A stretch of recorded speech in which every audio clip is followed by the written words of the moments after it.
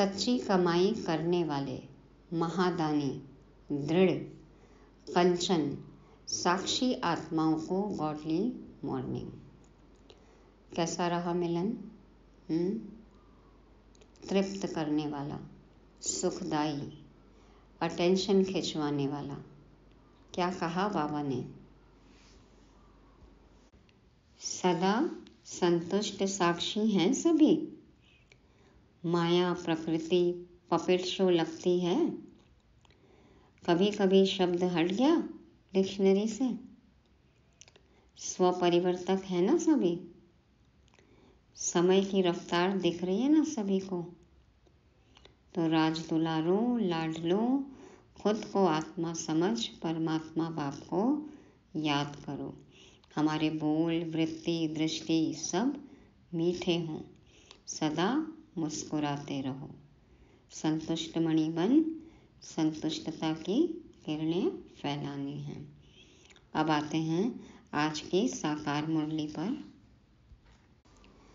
बाबा आज फरमान देते हैं कि स्वदर्शन चक्रधारी बन एक बाप को ही याद करना है, तभी हम हल्के रह पाएंगे। इस कल्याणकारी संगम युग की क्या विशेषताएं हैं आज समझेंगे। संगम युग के बाद आता है सतयुग, तो बाबा आज वहाँ के भी कुछ दृश्य दिखाते हैं। पूरी मुरली में ज्ञान के बहुत सारे पॉइंट्स हैं। तारीख है आज 4 नवंबर 2022। तो चारों युगों में चक्र लगाकर अभी हम पहुँचे हैं संगम युग पर। भक्ति मार्ग के 4 धामों की तो बहुतों ने यात्रा की होगी। मिल गई सदगति। भक्ति मार्ग के जो 4 धामों की यात्रा की, वो यात्रा करने से सदगति मिली, या जो अभी भी कर रहे हैं उनको मिल रही है? तो अब पांडव भवन के 4 धामों की यात्रा हमें रोज बुद्धि से करनी है। बाबा का कमरा, कुटिया, हिस्ट्री हॉल और शांति स्तंभ, ये हैं हमारे ज्ञान मार्ग के 4 धाम। तो ज्ञान का मनन चिंतन करेंगे, बाबा से योग लगाएंगे, तब मिलेगी हमें सदगति। तो ओम शब्द का वास्तविक अर्थ समझने के लिए सुनते हैं शिव भगवान वाच। मीठे बच्चे, बाप का फरमान है स्वदर्शन चक्र फिराते अपना बुद्धि योग एक बाप से लगाओ, इससे विकर्म विनाश होंगे, सिर से पापों का बोझा उतर जाएगा। आधा कल्प से हम सिर पर पापों का बोझ लेकर घूम रहे हैं। आत्मा इतना भारीपन अनुभव कर रही है। तो अब क्या करना है? मुझ आत्मा को पूरे कल्प में अपने सभी स्वरूपों का, 5 स्वरूपों का दर्शन करना है। ये चक्र फिराना है, एक बाप से बुद्धि योग लगाना है, तब हमारे विकर्म विनाश होंगे और हल्कापन अनुभव होगा। ये है बाप का फरमान। प्रश्न है, इस पुरुषोत्तम संगम युग की विशेषताएं कौन कौन सी हैं? बहुत सारी विशेषताएं हैं, कुछ की चर्चा बाबा आज करते हैं। उत्तर है, पहला पॉइंट है, यह संगम युग ही कल्याणकारी युग है। इसमें ही आत्मा और परमात्मा का सच्चा मेला लगता है, जिसे कुंभ का मेला कहते हैं। सच्चा कुंभ का मेला यह आत्मा और परमात्मा का, जो कि अभी संगम युग पर ही लगता है, कल्याणकारी युग है। दूसरा पॉइंट है, इस समय ही तुम सच्चे सच्चे ब्राह्मण बनते हो। सच्चे ब्राह्मण, हाँ, ब्रह्मा मुख वंशावली ब्राह्मण हैं, सच्चे ब्राह्मण। तीसरा पॉइंट है, इस संगम पर तुम दुख धाम से सुख धाम में जाते हो, दुखों से छूटते हो। संगम, आत्मा जब परमात्मा के संग होती है तो सारे गम दूर हो जाते हैं, दुख खत्म हो जाते हैं, हम सुख धाम में जाते हैं। चौथा पॉइंट है, इस समय तुम्हें ज्ञान सागर बाप द्वारा सृष्टि के आदि मध्य अंत का पूरा ज्ञान मिलता है। नई दुनिया के लिए नया ज्ञान बाप देते हैं। सृष्टि चक्र के चित्र में देखा है ना, संगम युग कहाँ पे दिखाया है? जहाँ वो 12 बजे की सुइयाँ मिलने वाली हैं, वो संगम युग। तो वहाँ पे खड़ा होके देखो, इधर का भी दिखता है सतयुग त्रेता भी, और इस तरफ का देखो तो द्वापर कलयुग भी दिखता है। तो हमें सृष्टि के आदि मध्य अंत का पूरा ज्ञान मिलता है। नई दुनिया के लिए बाबा हमें नया ज्ञान देते हैं। और 5वीं बात, जो सबकी चाहत है ना कि हम गोरे गोरे बने, तो तुम सांवरे से गोरा बनते हो, माना पतित से पावन बनते हो।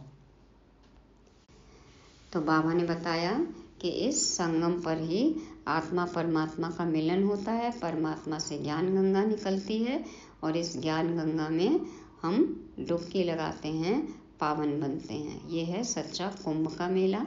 हम सच्चे सच्चे ब्राह्मण बनते हैं, ब्रह्मा मुख से ज्ञान सुनते हैं, और बाबा के साथ रहने से हमारे सारे दुख दूर हो जाते हैं, गम दूर हो जाते हैं, और पूरे सृष्टि चक्र का हमें ज्ञान मिलता है, नई दुनिया का ज्ञान मिलता है, और हम गोरे बनते हैं, पतित से पावन बनते हैं। गीत बजा।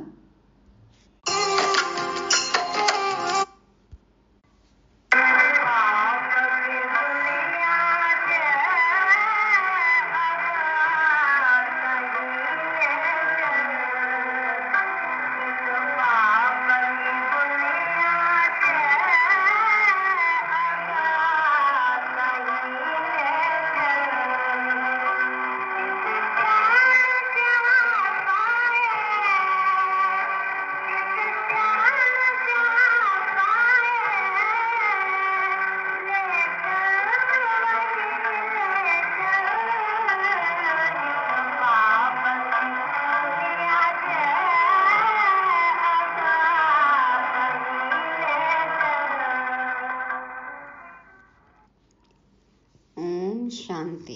तो इस पाप की दुनिया से, दुख की दुनिया से बाबा हमें सतयुग में ले जा रहे हैं, चित्त को वहाँ चैन मिलेगा। तो मीठे मीठे बच्चों ने गीत सुना, और बच्चों की बुद्धि में यह बैठा हुआ है कि बरोबर कलयुग पाप की दुनिया है। इस समय सब पाप ही करते रहते हैं। क्यों होता है इस समय पाप? क्योंकि हम देह अभिमान में आकर कर्म करते हैं ना, विकारों के अधीन होकर कर्म करते हैं, इसलिए पाप विकर्म होते हैं। बाप आकर तुम बच्चों को कल्प कल्प गति सदगति देते हैं। जब पतित दुनिया को पावन बनाना होता है, तब पतित पावन बाप आते हैं, आकर बच्चों को आप समान बनाते हैं। बाप में कौन सा ज्ञान है? कौन सा ज्ञान है? सारे सृष्टि चक्र का ज्ञान है। तुम बच्चे भी इस सृष्टि चक्र को जानते हो। यह सारा चक्र कैसे फिरता है, यह बाप में ज्ञान है, इसलिए उनको ज्ञान का सागर कहा जाता है। इस सृष्टि चक्र से बाबा बाहर है ना, इसलिए उनको सारे चक्र का ज्ञान है। जो इस सृष्टि चक्र में आते हैं उनको ये बात नहीं पता है, उनको ये ज्ञान नहीं है। तो ज्ञान सागर ही पतित पावन है। इस चक्र को समझने से, स्वदर्शन चक्रधारी बनने से तुम फिर स्वर्ग के चक्रवर्ती राजा रानी बनते हो। तो बुद्धि में सारा दिन यह चक्र फिरना चाहिए, तो तुम्हारे विकर्म विनाश हो जाएंगे। फिर सतयुग में तो तुम यह चक्र नहीं फिराएंगे। वहाँ स्व अर्थात आत्मा को सृष्टि चक्र का ज्ञान नहीं होता, न सतयुग में न कलयुग में। यह ज्ञान सिर्फ संगम युग पर तुमको मिलता है। संगम की बहुत महिमा है। कुंभ का मेला करते हैं ना, वास्तव में यह है ज्ञान सागर और नदियों का मेला, अर्थात परम आत्मा और आत्माओं का मेला। उन्होंने प्रयागराज इलाहाबाद में दिखाया नदियों का संगम। बाबा कहते हैं सच्चा कुंभ क्या है? परम आत्मा और आत्माओं का मेला। वह कुंभ का मेला भक्ति मार्ग का है। यह आत्मा और परमात्मा का मेला इस सुहावने कल्याणकारी संगम युग पर ही होता है, जबकि तुम दुखों से छूट सुख में जाते हो। इसलिए बाप को दुख हरता सुख करता कहा जाता है। आधा कल्प सुख और आधा कल्प दुख चलता है। दिन और रात आधा आधा है। मकान भी नया पुराना होता है। नए घर में सुख, पुराने घर में दुख होता है। दुनिया भी नई और पुरानी होती है। आधा कल्प सुख रहता है, फिर मध्य से दुख शुरू होता है, द्वापर से। दुख के बाद फिर सुख होता है। दुख धाम से फिर सुख धाम कैसे बनता है, कौन बनाते हैं, यह दुनिया भर में कोई नहीं जानते। मनुष्य तो घोर अंधियारे में है। सतयुग को बहुत लंबा समय दे दिया है। देखो, कलयुग अभी कहते हैं ना कि 40,000 साल बाकी है, और फिर 4,32,000 साल का कलयुग, उसका डबल हो गया द्वापर, और उसका डबल हो गया त्रेता, और उसका डबल हो गया सतयुग। तो सोचो, सतयुग को बहुत लंबा समय दे दिया है। अगर सतयुग की आयु बड़ी हो तो आदमी कितने होने चाहिए, बहुत सारी जनसंख्या होनी चाहिए फिर तो।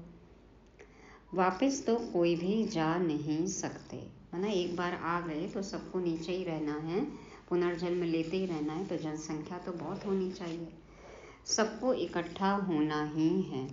वापस तो तब जाएं जब बाप आकर घर का रास्ता बताएं। इतनी सब आत्माओं को बाप संगम युग पर आकर पूरा रास्ता बताते हैं। तुम जानते हो, हम 84 जन्मों का चक्र लगाकर आए हैं। सतयुग त्रेता में हमने कितने जन्म लिए हैं, वहाँ कितने वर्ष कौन कौन राज्य करते हैं, सारा तुम्हारी बुद्धि में है। सतयुग में है 16 कला संपूर्ण, फिर 14 कला, फिर उतरती कला होती है। अभी क्या है, 9 कला है ना, 9 कला, इंग्लिश वाला 9। तो बाबा कहते हैं इस समय बहुत दुख है। दुख होता ही है पुरानी दुनिया में। सतयुग को नई दुनिया, कलयुग को पुरानी दुनिया कहा जाता है। अभी है संगम। देखो, सतयुग और कलयुग का भी संगम है ना, आत्मा परमात्मा का संगम है। और किसका संगम है? राम और रावण का भी तो संगम है ना, इस समय है। देखो, ज्ञान भक्ति ये भी है ना, अभी एक तरफ ज्ञान चल रहा है, एक तरफ भक्ति है। तो बाबा कहते हैं अभी है संगम। अब पुरानी दुनिया का विनाश होता है, बाप नई दुनिया बना रहे हैं। तुम पुरानी दुनिया से निकल जाए नए घर में बैठेंगे, माना पुरानी दुनिया से निकलेंगे और नए घर में जाकर बैठेंगे। तुम कहेंगे हम नए घर के लिए पुरुषार्थ कर रहे हैं कि हम नई दुनिया में ऊंच पद पाएं। बाप सिर्फ कहते हैं मुझे याद करो, और कोई तकलीफ नहीं देते। बाप को याद करने में तकलीफ है क्या? तकलीफ लगती है तो प्यार बढ़ाओ, मोहब्बत होगी तो मेहनत नहीं है, कोई तकलीफ नहीं है। कैसे भी टाइम निकाल फरमान मानना चाहिए। बाबा का फरमान और अरमान हमें मानना चाहिए, उसके लिए हमें समय निकालना चाहिए। परंतु माया ऐसी है जो फरमान मानने नहीं देती। क्या करें इस माया का? मार दिया जाए या छोड़ दिया जाए? क्या करें माया का? न छोड़ो न मारो, माया को क्या करना है? जला दो, है ना, योग अग्नि में भस्म कर दो, ज्ञान यज्ञ में स्वाहा कर दो। तो माया बाप से बुद्धि योग लगाने नहीं देती। परंतु तुम बच्चों ने कल्प पहले भी पुरुषार्थ कर इस माया रूपी रावण पर जीत पाई है, तब तो सतयुग की स्थापना होती है। जितना जो मददगार बनता है उनको उतना इजाफा भी मिलता है। उतना ऊंचा पद मिलेगा, उतना रिटर्न मिलेगा। तो बच्चों को यह नॉलेज मित्र संबंधियों को भी देनी है। सबको ये बात बताओ, पैगाम दो। बाप का फरमान है कि मुझे याद करो, क्योंकि आधा कल्प के विकर्मों का बोझा सिर पर है। उनको भस्म करने का कोई उपाय नहीं सिवाय याद के। भल गंगा जमुना को पतित पावनी कहते हैं, समझते हैं हम पावन हो जाएंगे, परंतु पानी से पाप कैसे कटेंगे? यह है पतित दुनिया। तब सब पुकारते हैं, हे पतित पावन आकर सतयुग की स्थापना करो। सो तो सिवाय बाप के कोई स्थापन कर न सके। तो यह है नई दुनिया के लिए नया ज्ञान। देने वाला एक ही बाप है, श्री कृष्ण ने ज्ञान नहीं दिया। श्री कृष्ण को पतित पावन नहीं कहा जाता। पतित पावन तो एक ही परमपिता परमात्मा है जो पुनर्जन्म रहित है। तुम जानते हो श्री कृष्णपुरी को ही विष्णुपुरी कहा जाता है। कृष्ण प्रिंस हो गए और नारायण, फिर श्री लक्ष्मी श्री नारायण जब गद्दी पर बैठते हैं तो उनका कंबाइंड रूप विष्णु। तो श्री कृष्णपुरी को ही विष्णुपुरी कहा जाता है। श्री कृष्ण की राजधानी अपनी, राधे की राजधानी अपनी, फिर उन्हों की आपस में सगाई होती है। राधे कृष्ण कोई भाई बहन नहीं थे। राधे कृष्ण कोई भाई बहन नहीं थे। वो आत्माएं भाई बहन कब थी? राधे कृष्ण की आत्माएं पूरे कल्प में कभी भाई बहन थी या नहीं थी? क्या कहेंगे? कौन सी हैं वो आत्माएं? अभी संगम पर क्या हैं? बाबा और मम्मा है ना, तो क्या कहेंगे? अभी सरस्वती और ब्रह्मा, तो भाई बहन हुए या क्या हुए? ब्रह्मा की बेटी सरस्वती और एक शिव बाबा के बच्चे, तो आत्मा आत्मा रूप में भाई भाई।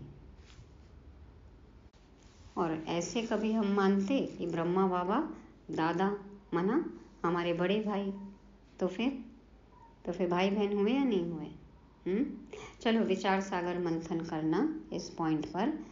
तो बाबा कहते हैं राधे कृष्ण कोई भाई बहन नहीं थे। भाई बहन की आपस में शादी नहीं होती। अब तुम्हारी बुद्धि में यह बातें टपकती रहती हैं। पहले यह नहीं जानते थे, अब मालूम पड़ा है कि राधे कृष्ण ही फिर लक्ष्मी नारायण बनते हैं। स्वर्ग के महाराजा और महारानी, प्रिंस और प्रिंसेस राधे कृष्ण गाए हुए हैं। उन्हों के माँ बाप का इतना ऊंचा मर्तबा नहीं है। यह क्यों हुआ? देखो उनका गायन है लेकिन उनके माँ बाप का इतना ऊंच मर्तबा नहीं है। तो यह क्यों हुआ? क्योंकि उन्हों के माँ बाप कम पढ़े हुए हैं। कौन सी पढ़ाई? माना ये ईश्वरीय पढ़ाई उन्होंने कम की, इन्होंने ज़्यादा पुरुषार्थ किया, इसलिए इनका नाम हुआ। तो राधे कृष्ण का जितना नाम है उन्हों के माँ बाप का तो जैसे नाम है नहीं। वास्तव में जिसने जन्म दिया उन्हों का नाम बहुत होना चाहिए, परंतु नहीं। राधे कृष्ण सबसे ऊंच हैं, उन्हों के ऊपर तो कोई है नहीं। राधे कृष्ण पहले नंबर में गए हैं, फिर पहले नंबर में महाराजा महारानी भी बने हैं। भल जन्म माँ बाप से लिया है, परंतु नाम उन्हों का ऊंचा है। यह बुद्धि में अच्छी तरह बिठाना है। जबकि तुम यहाँ बैठे हो तो यह स्वदर्शन चक्र फिराते रहो। इस चक्र फिराने से तुम्हारे पाप भस्म होते हैं, अर्थात रावण का सिर कटता है। चक्र तो स्वदर्शन चक्र फिराएंगे तो रावण माया का सिर जो है वो कटेगा। यह सतयुग त्रेता द्वापर कलयुग का चक्र है ना। हम पहले 100 देवता थे, फिर क्षत्रिय वैश्य शूद्र बने, अब फिर हम ब्राह्मण बने हैं, फिर हम 100 देवता बनेंगे। बाबा ने ओम का अर्थ अलग समझाया है, हम 100 का अर्थ अलग है। शास्त्रों में एक ही कर दिया है। वह समझते हैं ओम अर्थात हम आत्मा सो परमात्मा। अहम आत्मा सो परमात्मा, हम आत्मा सो परमात्मा, परमात्मा सो आत्मा, यह है उल्टा। परमात्मा सो आत्मा, यह है उल्टा। बाप समझाते हैं ओम अर्थात हम आत्मा हैं, परम पिता परमात्मा की संतान हैं। मैं भगवान, यह कोई ओम का अर्थ नहीं है। मैं भगवान, यह कोई ओम का अर्थ नहीं है। हम आत्मा निराकार हैं, हमारा बाप भी निराकार है, साकार शरीर का बाप भी साकार है। हम परमात्मा की संतान हैं तो हमको स्वर्ग की राजधानी जरूर चाहिए। हम परमात्मा की संतान हैं, हम क्या हैं? मास्टर गॉड हैं, मास्टर भगवान हैं, तो हमको क्या चाहिए? स्वर्ग की राजधानी जरूर चाहिए। बाप हमको स्वर्ग का वर्षा देने आए हैं। रावण फिर आधा कल्प के बाद श्राप देते हैं तो तुम दुखी तमोप्रधान बन जाते हो। फिर बाप आकर सुखी बनने का वर देते हैं, सुखी बनने का हमें वरदान मिलता है। ऐसे नहीं कहते चिरंजीवी भव, ऐसे नहीं कहते बाबा आके कि बहुत लंबी आयु हो, वो तो अपने आप होगी ही, लेकिन बाबा क्या वरदान देते हैं? सुखी भव। परंतु कहते हैं मुझे याद करो तो इस जन्म सहित जो भी जन्म जन्मांतर के पाप हैं वह भस्म हो जाएंगे। इसको योग अग्नि कहा जाता है। अगले पिछले सारे जितने भी पाप हैं सब जो हैं वो बाबा की याद से भस्म हो जाएंगे। रावण राज्य में सबको पतित जरूर बनना है। पतित और पावन आत्मा बनती है, परमात्मा तो सदैव पावन है, वह सबको पावन बनाते हैं। पतित बनाते हैं रावण। सतयुग में विकार होते नहीं, वह है संपूर्ण निर्विकारी दुनिया। तब तो देवताओं के आगे जाकर गाते हैं, आप सर्वगुण संपन्न 16 कला संपूर्ण संपूर्ण निर्विकारी मर्यादा पुरुषोत्तम डबल अहिंसक। यह महिमा शिव के आगे नहीं गाएंगे। शिव बाबा की महिमा अलग है, परमात्मा की अलग और देवी देवताओं की महिमा अलग है। देवताएं जो पावन हैं सो पतित बनते हैं, यह खेल है। बाप सुख धाम बनाते हैं, शिव को बाप कहते हैं। शालिग्राम अलग है, रुद्र यज्ञ में एक बड़ा लिंग बनाते हैं, बाकी छोटे छोटे शालिग्राम बनाते हैं, है ना। जो परमात्मा के कार्य में मददगार बनते हैं ना, हम आत्माएं, उनकी यादगार में शालिग्राम बनाते हैं। हम आत्मा 84 जन्म लेते हैं। दूसरे धर्म वालों के लिए 84 जन्म नहीं कहेंगे। सिख धर्म वाले 500 वर्ष में कितने जन्म लेते होंगे, हम कितने लेते हैं? अब करो कैलकुलेशन। तो बाबा कहते हैं यह बाप समझाते हैं, ब्राह्मणों की ही चोटी मशहूर है। सच्चे ब्राह्मण होते ही हैं संगम पर। यह कल्याणकारी युग है, यहाँ ही तुम सबका कल्याण होता है। इसी युग में चढ़ती कला होती है ना, बाकी सब युग में क्या होता है, हम नीचे ही उतरते हैं। तो इस युग में ही चढ़ती कला, कल्याण। रावण अकल्याण करते हैं, बाप आकर कल्याण करते हैं। तो बाप की मत पर चल कल्याण करना चाहिए ना, खुद का भी करो और औरों का भी करो। श्रीमद् शिव भगवान उवाच, शिव बाबा जन्म नहीं लेते, वह प्रवेश करते हैं। जन्म तब कहें जब पालना लेवे। बाबा तो किसी से भी पालना नहीं लेते ना, बल्कि सबको पालते हैं। तेरी पालना का बाबा एहसान चुकाएं किस तरह। तो जन्म तब कहें जब पालना लेवे, तो बाबा का तो दिव्य अवतरण होता है। वह कभी पालना नहीं लेते हैं, सिर्फ कहते हैं मेरी श्रीमत पर चलो, स्वर्ग के तुम मालिक बनो। मुझे तो बनना नहीं है। बाबा को क्यों नहीं बनना है? बाबा कहते मैं तो अभोक्ता हूँ। बाबा अशोचता है, अभोक्ता है, शरीर ही नहीं है, विदेही है, अशरीरी है। तो समझना चाहिए बाबा हम आत्माओं को समझा रहे हैं। आत्मा ही समझती है ना, आत्मा ही बैरिस्टर इंजीनियर बनती है। मैं फलाना हूँ। आत्मा ने कहा हम देवता थे, फिर हम 8 जन्म बाद क्षत्रिय बने, फिर 12 जन्म लिए, फिर मैं पतित बनता हूँ। अब बाप कहते हैं बच्चे आत्म अभिमानी भव। यह समझने की बातें हैं। आत्मा कहती है हम सतयुग में थे तो महान आत्मा थे, फिर कलयुग में महान पाप आत्मा है। पाप में भी महान, पुण्य में भी महान। देखो इसीलिए कहते हैं मेरा भारत महान। तो सबसे महान ते महान महान आत्मा है। कौन है सबसे महान? कौन है? एक परम आत्मा जो सदैव पवित्र है। एक परमात्मा सबसे महान, जो सदैव पवित्र है। यहाँ तो मनुष्य सदैव पवित्र रहते नहीं, सदैव पवित्र तो सुख धाम में रहते हैं। त्रेता में भी कुछ कला कम होती जाती है। अभी हमारी चढ़ती कला है। हम स्वर्ग के मालिक बनते हैं। फिर त्रेता में आएंगे तो 2 कला कम हो जाएगी। फिर द्वापर में 5 विकारों का ग्रहण लगने से काले होते जाते हैं।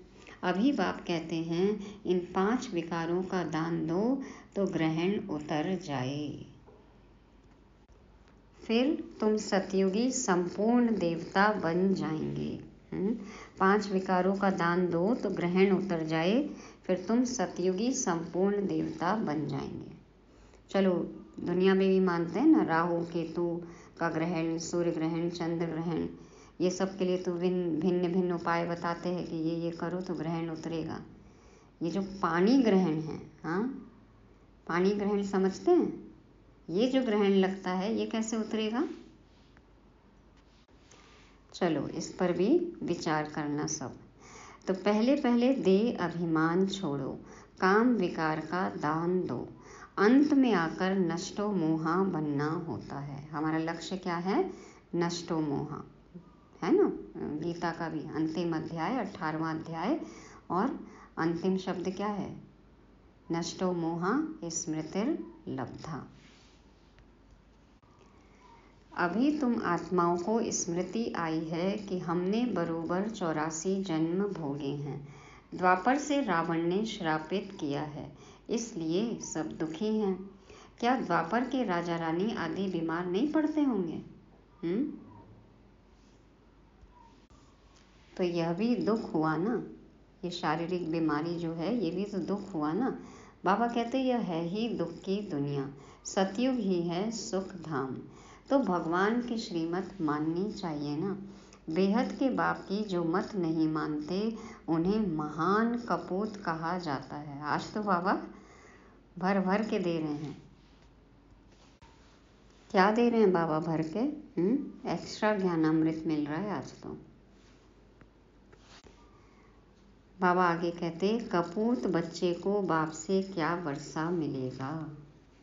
जो बाबा की मत नहीं मानते वो महान कपूत, और कपूत बच्चे को बाप से क्या वर्षा मिलेगा।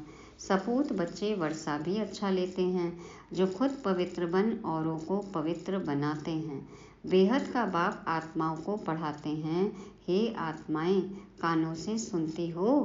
कहते हैं हाँ बाबा, हम आपकी श्रीमत पर चल जरूर श्रेष्ठ बनेंगे। ऊंचते ऊंच भगवान हैं तो जरूर पद भी ऊंचते ऊंच देंगे ना। स्वर्ग का वर्षा देते हैं आधा कल्प के लिए। लौकिक बाप से तो हद का वर्षा मिलता है, अल्पकाल का सुख। कलयुग में है काग विष्टा समान सुख, इसलिए सन्यासी घर बार छोड़ देते हैं। अल्पकाल का विनाशी सुख है और गंदगी जन्य सुख है, इसलिए छोड़ देते हैं घर बार। वह गृहस्थ धर्म को नहीं मानते हैं। गृहस्थ धर्म सतयुग में है ना, गृहस्थ धर्म सतयुग में है, लेकिन वहाँ पे क्या है? पवित्र प्रवृत्ति मार्ग है। इसीलिए लोग देखो अपना क्या पॉइंट रखते हैं कि देवताओं की भी तो गृहस्थी थी, तो हम भी गृहस्थी हैं तो क्या हुआ। लेकिन उनको ये नहीं पता कि वहाँ पे निर्विकारी थे सभी। तुम जानते हो इस पढ़ाई से हम विष्णुपुरी में जाते हैं, उसके लिए परमपिता परमात्मा हमको पढ़ा रहे हैं। भक्तों को पता ही नहीं है कि भगवान कौन है, उनका कर्तव्य कौन सा है, कैसे वह पतित से पावन बनाते हैं। अभी तुम पावन बन रहे हो, दुनिया उस पतित पावन बाप को याद कर रही है। अभी तुम संगम युग पर खड़े हो, बाकी सब कहाँ हैं? कलयुग में हैं। वह समझते हैं कि कलयुग तो अजुन बच्चा है। इस बच्चे की आयु अभी कितनी बाकी है? 40,000 साल, ऐसा मानते हैं ना। और बाबा कहते हैं अब तो क्या है, समय ही नहीं है, जागो जागो जागो, समय खत्म। और वो सो रहे हैं। तो तुम जानते हो कि कलयुग का अब विनाश होने पर है। अब तुम्हें सतयुग में जाना है। बाप ने तुम्हें स्मृति दिलाई है, मैं कल्प कल्प तुमको वर्षा देता हूँ, तो वर्षा पूरा लेना चाहिए ना। तो बाप ऐसे थोड़ी कहते हैं कि यहाँ बैठ जाओ, अब पूरा वर्षा लेना है तो आज बैठ ही गए, बाबा आज दे ही दो पूरा वर्षा। आज तो पूरा लेकर ही जाऊंगा, ऐसी प्रतिज्ञा तो नहीं कर ली किसी ने। बाबा कहते हैं भलघर गृहस्थ में रहो, सिर्फ यह स्वदर्शन चक्र फिराते रहो और नष्टो मोहा हो जाओ। बाबा को लगे कोई यहीं बैठ न जाए तो बाबा कहते हैं भल घर गृहस्थ में रहो, सिर्फ यह स्वदर्शन चक्र फिराते रहो और नष्टो मोहा हो जाओ। एक शिव बाबा दूसरा न कोई। हम जानते हैं कि अब हमारा नया संबंध जुट रहा है तो पुराने में ममत्व नहीं रहना चाहिए। पता है कि एक बाबा से ही सारे संबंध, तो पुराने बंधनों में, पुराने संबंधों में अब ममत्व नहीं रहना चाहिए। नई दुनिया, नई राजधानी से ममत्व रखना है। अब तो मौत बिल्कुल सिर पर सवार है। तैयारियां होती रहती हैं, अब तो हो चुकी हैं। सतयुग में अकाली मृत्यु होती नहीं। समय पर एक पुरानी खाल छोड़ नई ले लेते हैं। अच्छा, मीठे मीठे सिक्के लदे बच्चों प्रति माता पिता बाप दादा का याद प्यार और गुड मॉर्निंग। रूहानी बाप के रूहानी बच्चों को नमस्ते। हम रूहानी बच्चों की रूहानी बाप दादा को याद प्यार, गुड मॉर्निंग और नमस्ते। शुक्रिया बाबा, शुक्रिया। धारणा के लिए मुख्य सार। पहला पॉइंट, स्वदर्शन चक्र फिराते पूरा पूरा नष्टो मोहा बनना है। मौत सिर पर है, इसलिए सबसे ममत्व निकाल देना है। दूसरा, बाप से वर्षा लेने के लिए पूरा श्रीमत पर चलना है। आत्म अभिमानी बन सपूत बच्चा बनना है। वरदान है, मन और बुद्धि को सदा सेवा में बिजी रखने वाले निर्विघ्न सेवाधारी भव। मन और बुद्धि को सदा सेवा में बिजी रखने वाले निर्विघ्न सेवाधारी भव। बाप दादा कहते हैं जो जितना सेवा का उमंग उत्साह रखते हैं उतना निर्विघ्न रहते हैं, क्योंकि सेवा में बुद्धि बिजी रहती है। जब विघ्न देखेगा ये खाली नहीं है तो विघ्न आएगा आपके पास में? नहीं आएगा। तो खाली रहने से किसी और को आने का चांस है और बिजी रहने से सहज निर्विघ्न बन जाते हैं। मन और बुद्धि को बिजी रखने के लिए उसका टाइम टेबल बनाओ। सेवा व स्वयं के प्रति जो लक्ष्य रखते हो उस लक्ष्य को प्रैक्टिकल में लाने के लिए बीच बीच में अटेंशन जरूर देना चाहिए। अटेंशन कभी टेंशन में बदली ना हो। जहाँ टेंशन होता है वहाँ मुश्किल हो जाता है। तो बाबा कह रहे हैं ज्ञान, योग, धारणा, सेवा सब में बिजी रहो, अपना टाइम टेबल बनाओ। फिर बीच बीच में चेक करते रहो कि हम अपने टाइम टेबल के हिसाब से चल रहे हैं तो फिर कोई टेंशन ही नहीं। अटेंशन दे रहे हैं तो फिर टेंशन रहेगा ही नहीं।